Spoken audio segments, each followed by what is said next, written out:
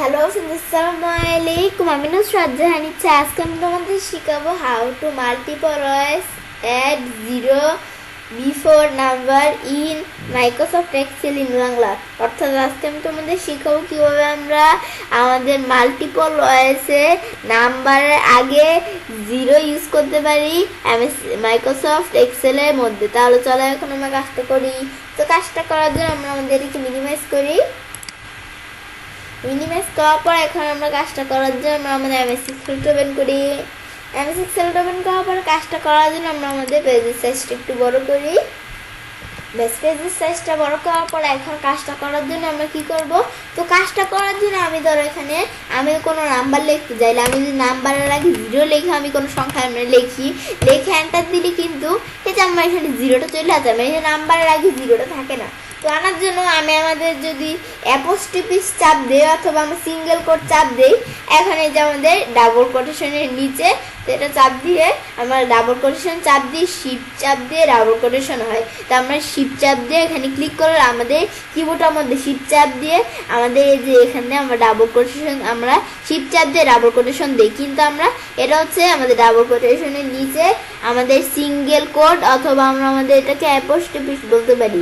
তো এখন আমরা এখানে এটা লেখার পর আমি ধরো এখান থেকে আমি এখন আমাদের জিরো লিখি। জিরো লেখার পরে আমি ধরো জিরোর পরে কিছু নাম্বার লিখলাম, পরে আমি এন্টার দিলে কিন্তু এই যে আমাদের এই জিরোটা নাম্বারের ভিতরে আছে, কিন্তু আমরা আমাদের এই নাম্বারের ভিতরে জিরোটা আছে, কিন্তু এখানে একটা এরর চলে আসছে। এররটা না রাখতে চাইলে এই যে আমি যদি এখানে ক্লিক করে এই যে এখান থেকে যাই, এই যে ইগনোর এরর দিলে এরর চলে গেল। পরে আবার আমরা এর ছাড়া আমি চাইলে এই যে এইভাবে আমরা জেনারেল যে আমি যদি টেক্সট দেখিয়ে দিই, পরে আমি জিরো লেখা কোনো লেখা লিখলে যে কোনো লিখলে আমরা যদি এখান থেকে কোনো লেখা লিখে এই যে আমাদের নাম্বার লিখি, তাহলে এই যে নাম্বার আগে জিরো আছে, তো এই যে ইরো দলে এটা উঠিয়ে দিলে চলে যাবে।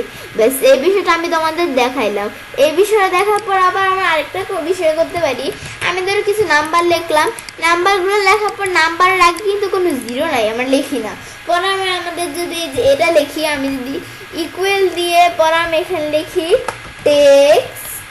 টেক্সট লেখার পরে আমি এখানে আমরা টেপ চাপ দিতে পারি অথবা ফার্স্ট ব্রেকেট দিলে হয়, দিয়ে পরে আমরা আমাদের এখানে কি করব? এখন আমরা আমাদের প্রথমে বলছে এটা দিতে, ব্যাস এই নাম্বারটা দেওয়ার পরে আমরা আমাদের এখান থেকে কমা দিব। তো আমি কমা দিই, কমা দেওয়ার পর আমি এখান থেকে আমার অ্যাপোস্ট্রোফি অথবা সিঙ্গেল কোড দিতে হবে। বাস, এখন আমরা অ্যাপোস্ট্রোফি না, আমাদের এখান থেকে কি দিতে হবে? আমাদের ডাবল কোটেশন আর কি দিতে হবে অ্যাপোস্ট্রোফির উপরে।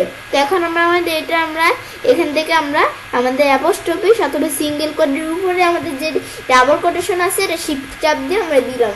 যার পরে এখন আমি কি করবো? তো আমরা আমাদের এই আমাদের ডাবল কোটেশনটা দেওয়ার পরে এখন আমার এখানে 4টা জিরো লিখতে হবে। তো আমরা 1 2 3 4 বেশ করে আমরা 4টা জিরো লিখলাম। পর আমরা আমাদের এখান থেকে আবার ডাবল কোটেশন দিয়ে এখন আমরা লাস্ট ব্র্যাকেট দিয়ে আমি এন্টার দিই। এন্টার দিয়ে এখন আমরা আমাদের যে আমরা এখন আমাদের টান দেই।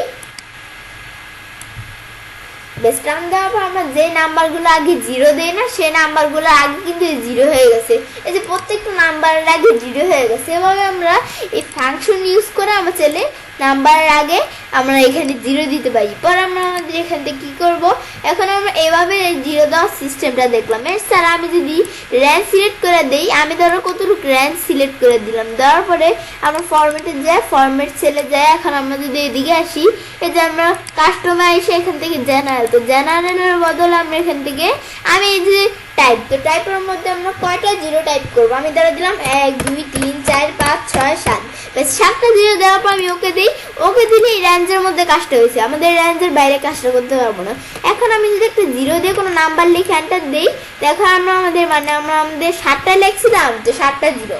তা আমি যদি এখানে একটা জিরো দিই, আমি ধরো এখানে আমি পরে এই 6টা নাম্বার লিখি 1 2 3 4 5 6 6 লেখা আমি এন্টার দিই। এই 6টা নাম্বারের আগে কিন্তু একটা জিরো আছে, কিন্তু আমি যদি এখান থেকে লিখি কি, আমি ধরো কোনো নাম্বারের মধ্যে আমি একটা জিরো লেখা, আমি ধরো এর আগে আমি ধরো 6টা নাম্বার না লেখা আমি ধরো লিখি 5টা নাম্বার 1 2 3। এখন আমি লিখি এখান থেকে আমরা জিরোর পরে 1 2 3 4 5 দেখার পর আমি যদি এন্টার দেই, তাহলে এক্সেল কিন্তু অটোমেটিকলি এই নাম্বারগুলো আগে 2টা জিরো বাড়িয়ে ব্যাস এখন আমার যদি আমরা এখান থেকে জিরোর পর আমি যদি 4টা সংখ্যা লিখি অথবা আমি যদি 3টা সংখ্যা লিখে এন্টার দিই, এখন এর আগে কিন্তু 4টা সংখ্যা বাড়িয়ে নিছে, মানে 4টা জিরো বাড়িয়ে নিছে। পর আমরা এভাবে, কিন্তু আমি যদি অন্য কোনো আমার সেলে এই সেলগুলো আমরা এই রেঞ্জের বাইরে যদি করি, জিরো লেখা আমি যদি কোনো লেখা লিখি মানে জিরোই থাকে না।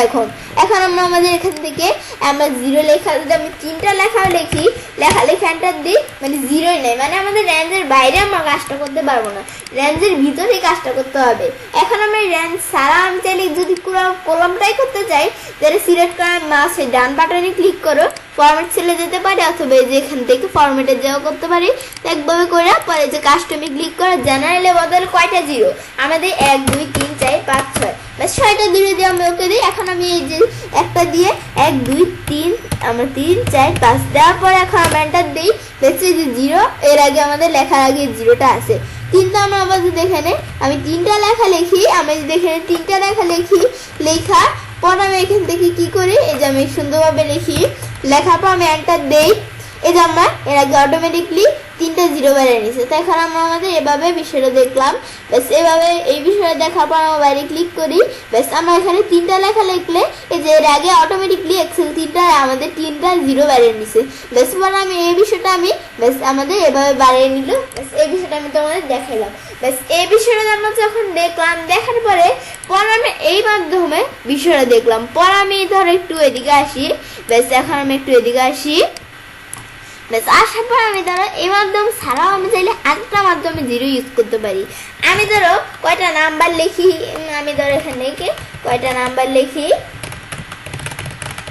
বেশ পরে আমি আরেকটু বড় নাম্বার লিখি, আমরা চাইলে এর চেয়ে আরেকটু বড় নাম্বার লিখলাম। লেখার পরে এই লেখাটুকু আমি ধরো সিলেক্ট করে, এই লেখাটুকুর আগে আমরা আমাদের সিলেক্ট করবো না, আমাদের এই লেখাগুলো আগে কিন্তু কোনো জিরো নাই। কিন্তু আমি যদি এখান থেকে আমরা ইকুয়াল দিয়ে এখান থেকে আমাদের এখান থেকে কি করব, আমি যদি এখান থেকে আমাদের লেখার আমাদের ইকুয়াল দেওয়ার পর আমি যদি ডাবল কোটেশন দিয়ে আমরা এখান থেকে জিরো লেখা আবার ডাবল কোটেশন দিয়া পর আমি যদি এন্ড লিখি, এন্ড লেখা কিন্তু কাজ হবে না, এন্ড লেখা পর আমরা এই সংখ্যাটায় ক্লিক করতে হবে, ক্লিক করে এন্টার দিই।